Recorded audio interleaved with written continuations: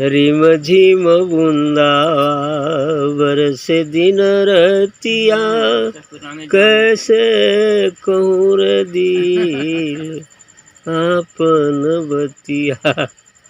Rim झिम बूंदा बरसे निसरतिया, कैसे कहूँ रे दिल आपन बतिया। अब सुनु सखिया रे सरवर गईल सुखाई, कमल कुमिलाई गईल हे राम। अब सुनु सखिया रे सरवर गईल सुखाई, कमल कुमिलाई गईल हे राम। हरि सस मोरी निगुरी ननद बेदर्दी, सैया जी से लैया लगावे बर जोरी। सास मेरी निगुरी ननद बेदर्दी, सैया जी से लैया लगावे बर जोरी। अब सुनु सखिया रे कंत भयल मतवालवा, जयंत नाही मिलाए राम। अब सुनु सखिया रे कंत भयल मतवालवा, जयंत नाही मिलाए राम। अवघट घाटिया लगली मोरी नैया, तापर चढ़ल बिरन पाँच भैया।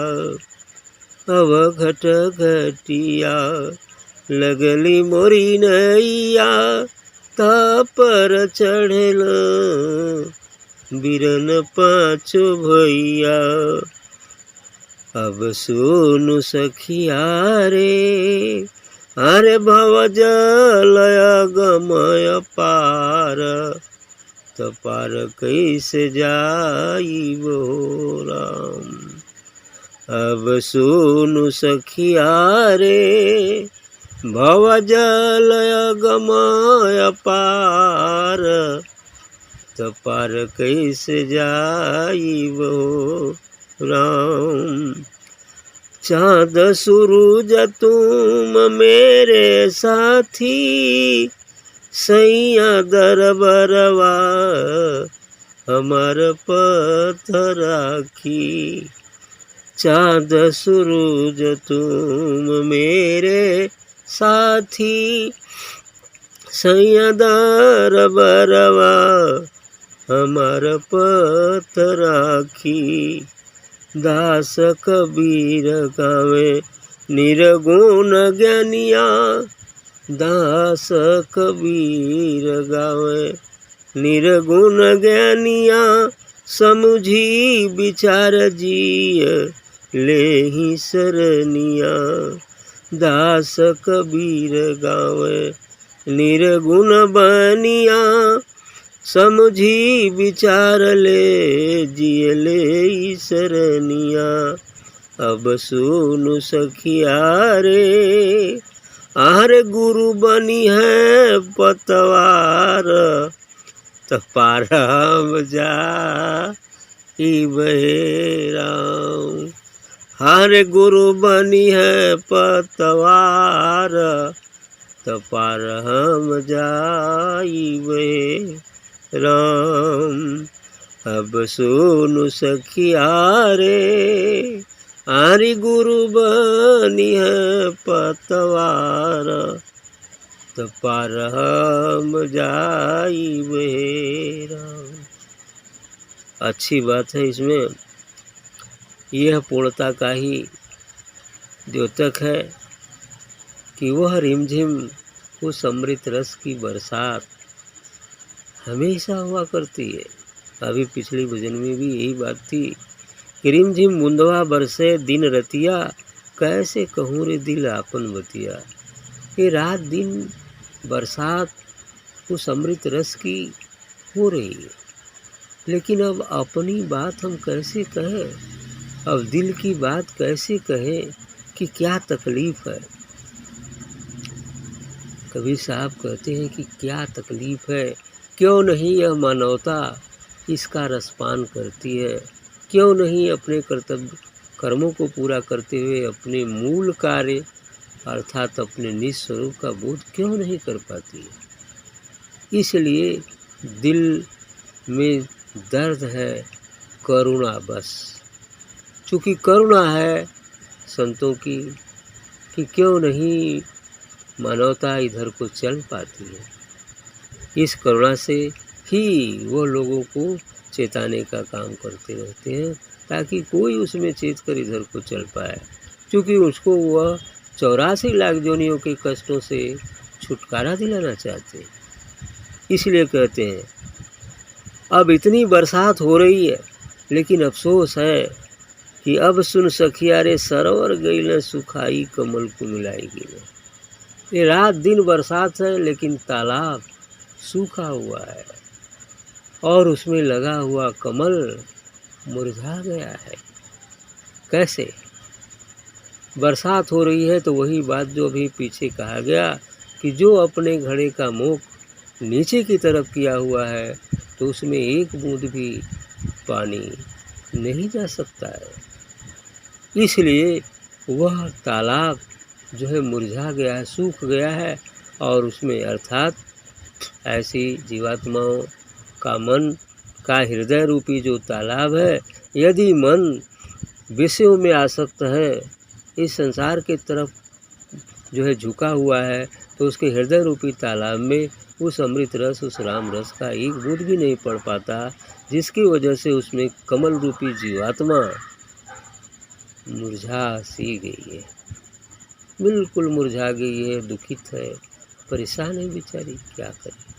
क्योंकि पानी है, पड़ रहा है, लेकिन मुख उल्टा होने के कारण, मन विषयों में आसक्त होने के कारण उसका आनंद उसे नहीं मिल रहा है।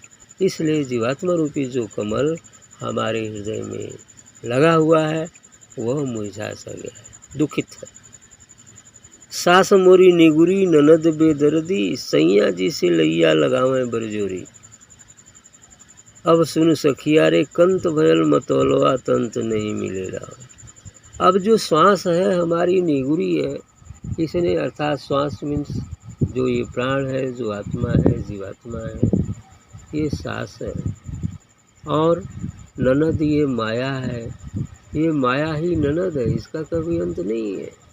जिस प्रकार ये महाभव सागर उस माया का ही प्रभाव है, ये भव सागर पार कर पाना बड़ा ही कठिन है। इसका भी जैसे ईश्वर अनंत है तो माया का भी प्रभाव अनंत टाइप का ही है ना, ये भी जल्दी इसका नाश नहीं होता है। इसलिए कहते हैं कि सास मोरी निगुरी ननद बेदर्दी, और सैया जी से लैया लगावे बरजोरी। ये भी जाए के वहाँ शिकायत करती हैं सब कि ये ठीक नहीं काम करती है, भजन नहीं करती है, ये नहीं करती है, जीवात्मा की शिकायत है। तब का बने, अब वो गुस्सा आ जाते हैं। जैसे गाँव में सास ननद जौन होतन बड़ी खतरनाक होली कौनो परिवार में। हर सास और हर ननद भी एक दिन बहू होती है, लेकिन फिर भी सास और ननद आदि काल से ही खतरनाक मानी जाती है बहुओं के लिए, जबकि हर बहू एक दिन सास और एक दिन ननद भी होती है। ऐसी स्थिति है। इसलिए ये कुछ शिकायत करते रही हैं पतों को, है ना।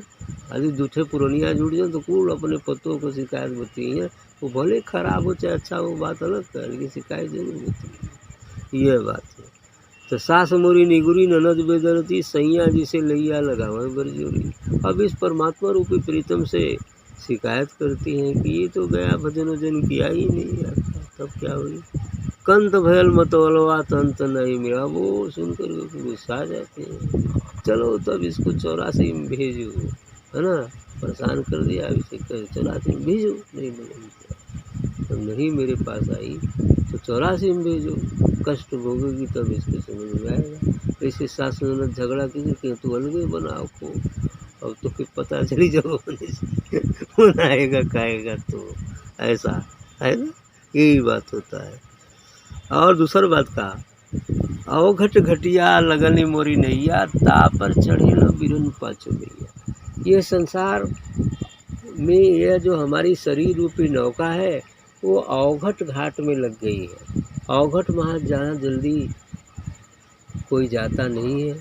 जहाँ गहरा पानी हो वो घाटी क्यों ना नहाया जाला। जहाँ छिछला पानी होला और वहाँ सब लोग जाते हैं नहाने, वो घाट मानते हैं कि यहाँ आराम है नहाने में, कोई डूबता उबता नहीं। अवघट घाट मतलब जहाँ खतरा हो, जहाँ कोई डुबकी लगा कदाचित जानकारी नहीं तो गर्त में चला जाएगा, गहराई में चला जाएगा। तो ये संसार अवघट घाट है।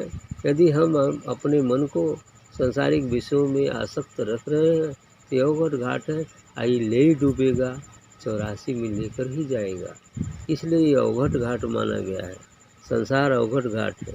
अब असली घाट तो सदगुरु होता है। यदि सदगुरु के घाट पर जाएंगे तब वो घाट पर यदि हम नित्य प्रति जाते रहेंगे तो एक दिन आराम से नहा स्नान भी करेंगे, फिर घर लौट कर भी चले जाएंगे, इसमें भी कोई दिक्कत नहीं।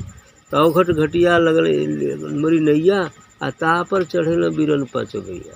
अबे 5 ठे पर एक तो नैया यार लगल बा, 5 ठे ई कुल भैया भी आ गए, काम क्रोध लोभ मोह और अहंकार, एक 5 थोड़ा और चढ़ के ओके वजनी बना गए। एक तो अवघट घाट है, दूसरे 5 ठे विकार उस पर चढ़ गए, अब और गड़बड़ हो गया। अब सुन सकिया रे, अब भौजो लगम अपार, तो पार कैसे जाई मेरा। तब कहते हैं सखिया अर्थात सीखने वाला अर्थात शिष्य को कहते हैं कबीर साहब कि अब सुन सखिया रे, भौजो लगम, ये भवसागर अथाह है, अनंत है, इसकी भी कोई सीमा नहीं है। अब इतना बड़ा भवसागर पार करने के लिए एक तो अवघट घाट पर लगी ना, 5 जने और चढ़ गए, बोझ बढ़ गल तो डूब ही डूबे के बाद अब कैसे पार जाई। तो करे चाँद सूरज तुम मेरे साथी, सैया दरबरवा हमार पद राखी। अब कबीर साहब निवेदन कर रहे हैं, अब भक्त निवेदन करता है कि ये चाँद सूरज दूठे गवाह, बड़ा मोस्ट इम्पोर्टेंट गवाह है। जीवात्मा जो कार्य करती है, सूर्य देखता है, चंद्रमा देखता है, दिन में सूर्य देखता है, रात में चंद्रमा देखता है। अब हर जीव की रिपोर्ट वहाँ पहुँचती रहती है जो देहजूत है दोस्तों, उसके माध्यम से। और ये चाहे वो अच्छा करता है या बुरा करता है, इसके यहाँ इसकी रिपोर्ट उस धर्मराज के यहाँ, चित्रगुप्त के यहाँ पहुँचती रहती है और हमेशा रिकॉर्ड करते रहता है, इसने ये किया, इसने ये किया, इसने ये किया। अब जब जीवात्मा शरीर पर त्याग कर वहाँ जाती है तो वही चित्रगुप्त अपना रजिस्टर खोल देते हैं, भाई देखो इस नाम का आदमी है, देखो क्या क्या किया, ऐसा किया, चलो भेज दो, चलो भेज दो नरक में, ऐसा ही कहते हैं। यही न्याय होता है वहाँ पर जमराज का, धर्मराज का। तो दास कबीर गावे निर्गुण, निर्गुण ज्ञानिया, समझ विचार दिए ले ही शरणिया। इसलिए तभी कबीरदास जी निर्गुण गाकर कहते हैं कि ज्ञानी जन अब थोड़ा सोच विचार करके तुम शरण में जाओ, सदगुरु की शरण में जाओ, इसमें विचार करो और सदगुरु की शरण में जाओ।